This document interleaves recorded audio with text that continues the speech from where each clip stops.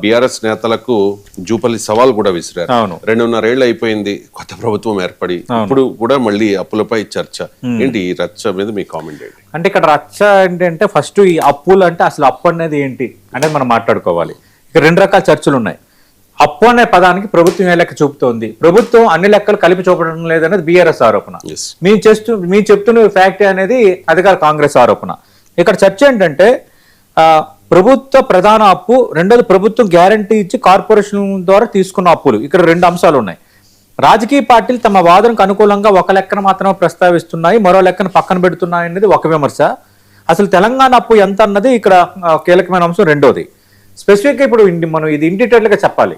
2014 June 2న ఉమ్మడి ఆంధ్రప్రదేశ్ నుంచి తెలంగాణ ప్రత్యేక రాష్ట్రంగా ఏర్పడినప్పుడు తెలంగాణ వాటాగా వచ్చిన ప్రారంభ అప్పు 72,658 కోట్లండి.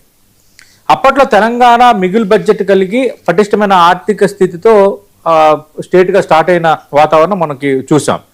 అయితే బీఆర్ఎస్ పాలన, పెట్టుబడులు, అభివృద్ధి కార్యక్రమాలు చేపట్టామనటము, అప్పులు అదే స్థాయిలో చేశారన్న ఒక రకమైన విమర్శ అది ఎదుర్కొంటోంది. ఇవన్నీ కలిపితే డిసెంబర్ 2023లో బీఆర్ఎస్ ప్రభుత్వం దిగిపోయింది, కాంగ్రెస్ ప్రభుత్వం అధికారంలోకి వచ్చింది.